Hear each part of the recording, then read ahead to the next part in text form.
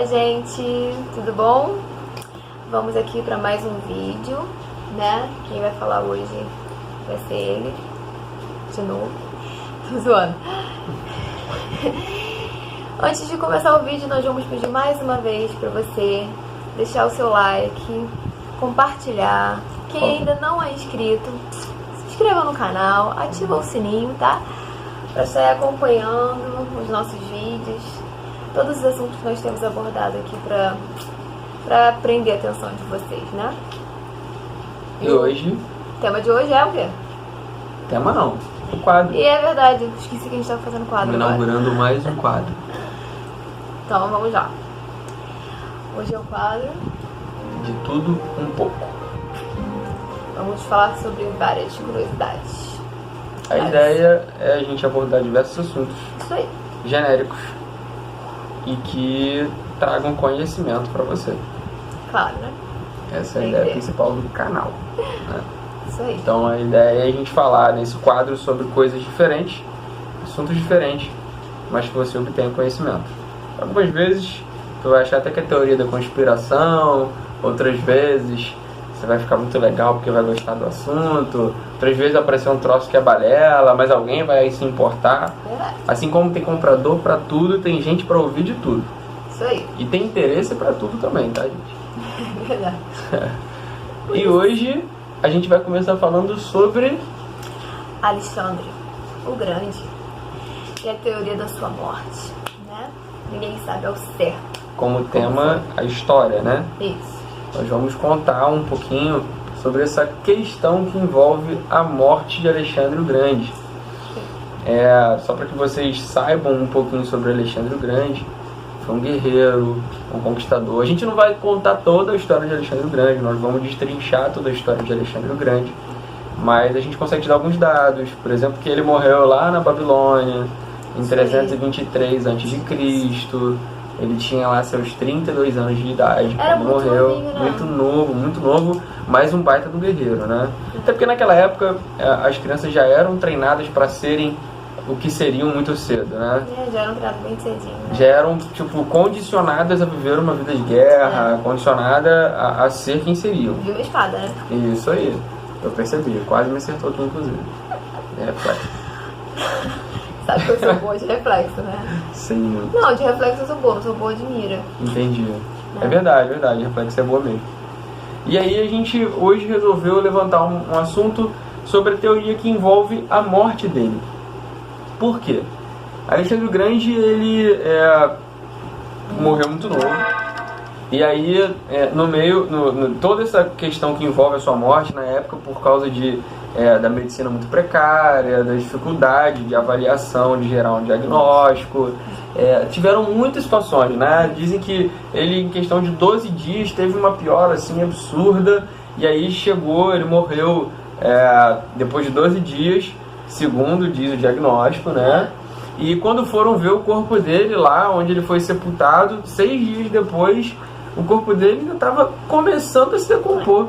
Aí surge o povo dizendo que ele era um semideus, né? Aí o pessoal, depois que vê isso, caramba, 6 dias se decompor, semideus. Realmente era um guerreiro que chamava atenção. Mas a teoria de ser um semideus envolvia o tempo da decomposição do seu corpo. E os historiadores não sabiam ao certo como explicar a sua morte, né? Perfeito. E aí, o que eles apontaram como possíveis causas-morte de Alexandre o Grande? Primeiro, envenenamento, por conta do que a história conta, o que aconteceu nesses 12 dias. Com certeza, ele tinha muitos inimigos, então o pessoal achou muitos inimigos, isso aí, que ele tinha sido envenenado. Lá. Uma outra possibilidade, por causa da região da Babilônia, a malária, Sim. tá? Era uma possibilidade, ou a febre tifoide, porque ele teve muita febre e febre muito alta. Tá? Eram possibilidades da causa-morte de Alexandre. Mas surgiu uma nova teoria hoje, com embasamento médico muito mais apurado, não só histórico, de uma mulher, a Catherine Hall, que é uma médica professora na Universidade de Otago, em Nova Zelândia, em Dunedin, e ela foi estudar a causa-morte de Alexandre, levando em consideração os sintomas da causa-morte. E aí, usando como dados as próprias informações dadas pelos historiadores. E foi que ele, dado uma noite, bebeu muito. Bebeu. No dia seguinte ele se sentiu cansado, né? Sentiu muito cansaço. Mas parou de beber? Continuou bebendo. Tá cansado e tome bebido, uma noite de farra, deve ter tido um monte de mulher, uma bagunça danada, e ele tornando. E aí ele começou a sentir muita dor abdominal, ele começou a reclamar de dores abdominais e ter febre. Mas na hora é a mesma coisa que você fala, tô com dor de cabeça. As pessoas não dão tanta importância a algo que acabou de acontecer. Talvez se fosse hoje diria, é ressaca. Isso aí é ressaca, bebeu muito. E talvez foi o que ele mesmo tenha pensado as pessoas ao seu redor. Inclusive esse caso de Alexandre o Grande é o primeiro caso de pseutânato, né, se eu não me engano, que é um diagnóstico errado de morte. Pseutânato pseutânato, né? Isso. É quando uma pessoa ela é diagnosticada na história de uma morte e isso depois é desmistificado e levanta-se uma nova hipótese. Então ele é o primeiro caso de pseutânato da história, Alexandre o Grande, quando essa médica, Catherine Hall, levanta essa hipótese. Muito louvável, inclusive. Então vamos lá. Faz muito sentido. Por quê? Porque nesses 12 dias até a sua morte, ele começa a ter alguns sintomas que levam ela a pensar sobre a sua causa-morte. Uma das coisas que influenciou muito ela pensar sobre a causa-morte foi o fato da decomposição do corpo. Ela questionou isso. Como é que 6 dias depois ele ainda estava começando a se decompor? Isso era muito estranho, muito estranho. E aí ela começa a estudar a história com dados dos historiadores. Eles começam a dizer, por exemplo, que ele teve paralisia. Chegou uma hora que ele só mexia os olhos e as mãos. Que nesse período a febre dele aumentou muito, as dores aumentaram pelo corpo. E ela começou a suspeitar que ele tinha sido atingido por uma síndrome. A famosa ou conhecida síndrome de Guillain-Barré. Ela começou a estudar isso como uma possibilidade, a síndrome de Guillain-Barré. Por quê? Por causa dos sintomas que envolvem a síndrome de Guillain-Barré. E vou te falar alguns sintomas, tá? Que levaram ela a acreditar que essa era o motivo da causa-morte. Uma é a questão dele reclamar das dores abdominais, que é uma infecção gastrointestinal, que a síndrome gera. Ela gera, por exemplo, dificuldade respiratória, arritmia, paralisia facial, paralisia dos membros do corpo. Então chega uma hora que a pessoa não consegue mais se movimentar, ela não consegue mais se mexer muito, ela não consegue respirar direito. Nesses 12 dias, ele teve esses sintomas, e isso levou ela a acreditar nisso, que essa era a causa. E aí, o que a síndrome de Guillain-Barré é conhecida como SGB, né? Mundialmente falando, ela é mais conhecida como SGB. E aí, o que gera a síndrome de Guillain-Barré? Até para curiosidade de vocês. Existem várias bactérias e vários vírus que podem gerar a síndrome de Guillain-Barré. Dos vírus, eu separei um que conhecido aqui no Brasil por nós, né? Adivinha? Zika vírus. Pode gerar a SGB.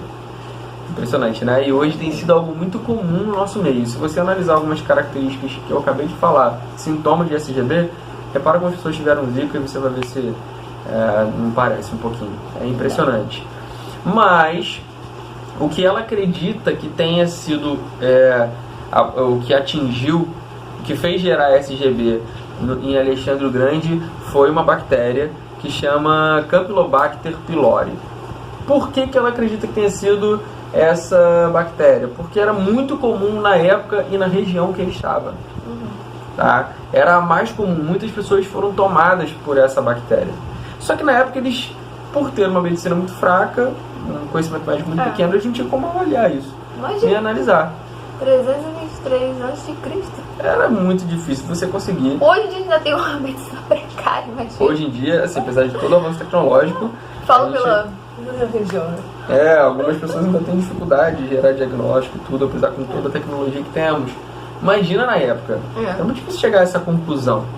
E aí o que é mais legal é que assim, o que quebraria a teoria do semideus é que essa médica, levando em consideração que ele adquiriu o SGB, ou ele teve SGB, o que aconteceu com Alexandre o Grande? A forma que as pessoas tinham de saber como estava a condição da saúde de uma pessoa era verificando a pulsação, saber se ela estava morrendo, ou a respiração, para saber se a pessoa estava morrendo, se estava boa, se estava mal, era a forma de verificar.